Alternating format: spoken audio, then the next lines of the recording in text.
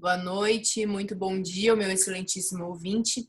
Meu nome é Bárbara Moraes e eu estou aqui hoje como representante do escritório Compliance e Negociação para fazer uma breve análise sobre importantes institutos que tutelam tanto relações públicas quanto privadas em nosso ordenamento.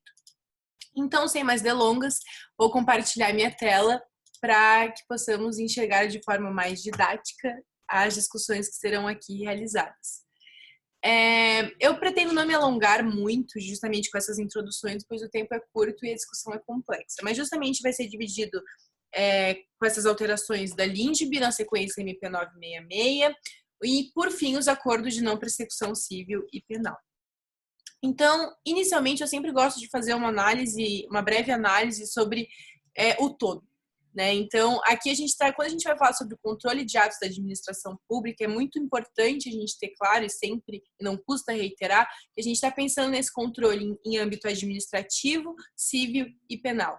E apesar de cada um ter seus próprios institutos e princípios que regem, né, justamente, que são inerentes à sua própria esfera, aqui você tem uma conversa muito grande entre todos eles. Então, eles são muito interdisciplinares, né, justamente esses institutos. E por isso que, por mais que você fale sobre você fale sobre acordo de não persecução civil no pacote anticrime, que em tese tem um caráter mais penal, ele traz uma alteração na lei da improbidade administrativa, de 92, né? Então, essa relação é muito importante a gente ter claro para não confundir esses institutos.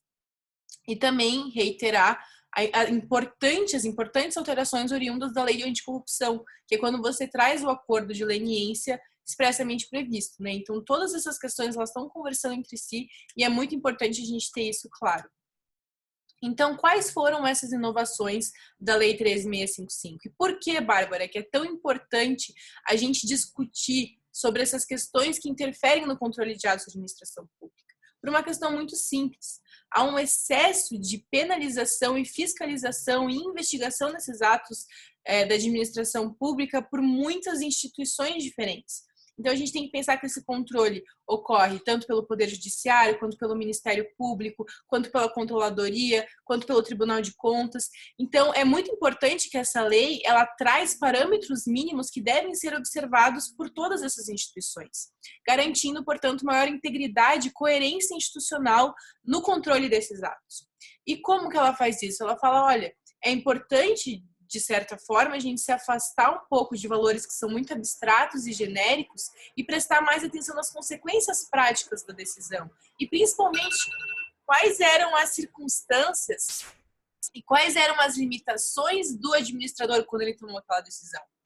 É muito fácil, entre aspas, você julgar determinado ato sem pensar na simetria de informações, na imprevisibilidade do resultado. Então, o administrador, ele se vê diante de decisões complicadíssimas todos os dias e ele precisa, sim, ter uma margem que ele possa atuar com segurança. Porque o que acontece? Quando não tem nenhum critério de balizamento, quando tem esse controle difuso, né, e exacerbadas, por até assim dizer, os administradores acabam ficando com receio de atuar, né? Então, a própria lei 13.655 traz essas alterações na lei de introdução às normas do direito brasileiro. Ela fala sobre a responsabilidade do agente público somente no caso de dolo ou erro grosseiro, e isso é importante ressaltar, porque isso vai ser discutido na MP 966. Então, aqui, justamente, artigos que a gente tem que tomar, que foram as principais inovações, 20, 21, 22 e 28.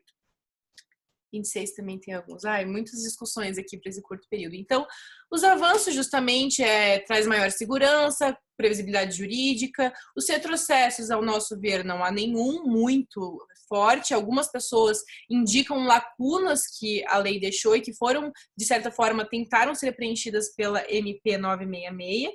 E os riscos também poderia-se dizer até imprecisão dos termos da lei, mas elas foram disciplinadas pelo decreto número 9.830. O que tem nesse decreto?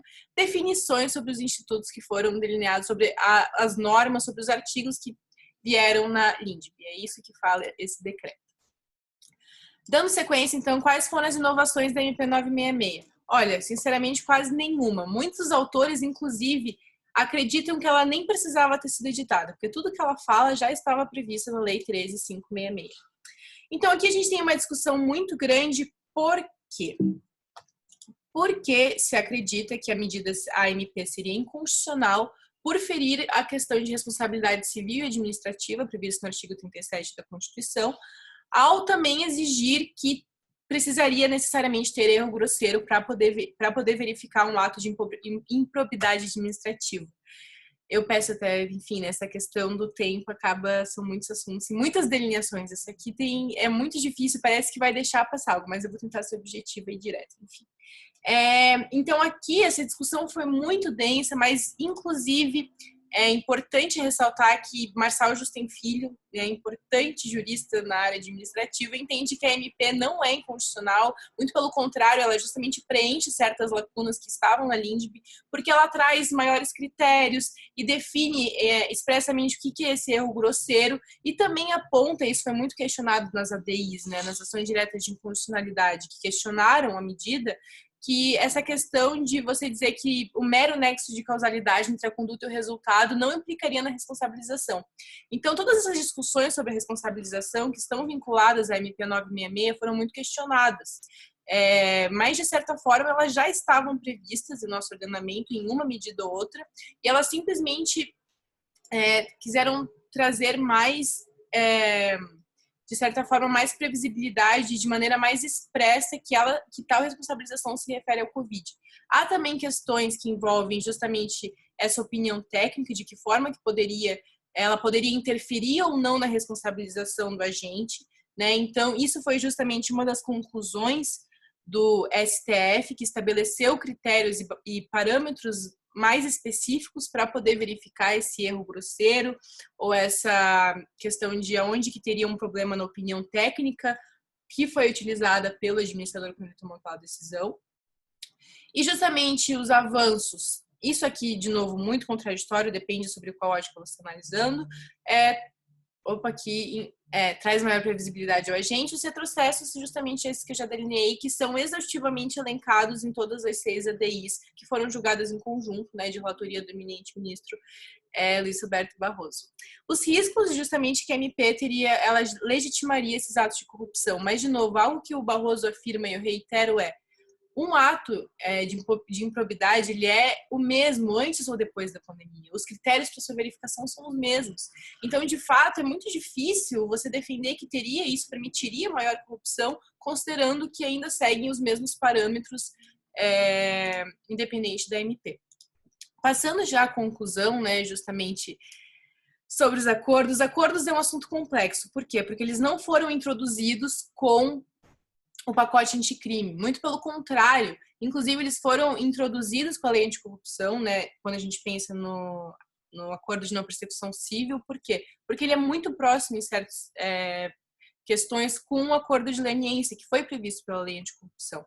Então, aqui a gente poderia destacar como diferença justamente, talvez, a ausência de necessidade do acusado de colaborar, né, com as investigações, a NPC não precisa.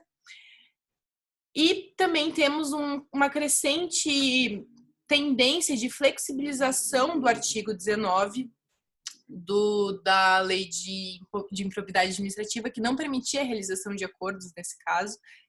Enfim, né? Então, o artigo 17A, que foi vetado, mas peço perdão.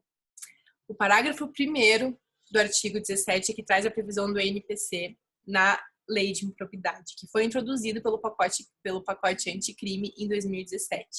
Ambos os institutos, tanto o NPC quanto o NPP, já estavam previstos pelo Conselho Nacional do Ministério Público, né? De certa forma, ambos estavam já. Então, eles só foram expressamente consolidados na legislação quando introduziram. Aqui o maior problema está no ANPC. Por quê? Porque o NPP, no artigo 28A, ele trouxe todos os requisitos, trouxe todos quem são os legitimados para conseguir instituir, propor esse acordo. Então, considerando o tempo, e que já está explícito aqui no slide, eu vou pedir licença para discutir, para apresentar quais são os problemas do NPC, o que aconteceu nesse caso. Foi vetado o artigo 17A, que justamente previa todas as definições e quais eram os critérios e a legitimidade, quais eram as sanções do Instituto que seriam utilizadas pelo acordo. Então, nesse caso, muitos autores, uma vez mais, ressaltam que poderia ter uma espécie de bis in idem junto com o acordo de leniência, porque não ficou muito claro, ficou um certo limbo legislativo sobre quais seriam efetivamente as diferenças entre o ANPC e um acordo de leniência. Então a empresa fica naquela situação, pô, eu posso celebrar um acordo de leniência, posso celebrar um ANPC, o que melhora, o que não é, então fica essa questão dos legitimados também, quem que pode, então isso acaba gerando uma certa insegurança institucional que também, consequentemente, geram problemas para o compliance, para a estabilização dessas normativas pelas empresas, né? Então, de uma maneira geral, os avanços traz uma previsão expressa em ambos os casos, resguarda o artigo 26 da LINDB e também é a previsão constitucional que incentiva, em ambos os casos, o uso de medidas de solução alternativa de controvérsias. Então, uma vez mais, eu reitero, eu agradeço pelo meu tempo, eu já extrapolei ele um pouco. São assuntos complexos, assuntos que envolvem muitas nuances. Eu tentei da melhor forma possível resumir esses institutos, espero que tenha ficado claro. Agradeço uma vez mais pela atenção e fico à disposição para eventuais dúvidas e outros esclarecimentos. Muito obrigada, boa noite e bom dia, dependendo do momento que você está assistindo isso.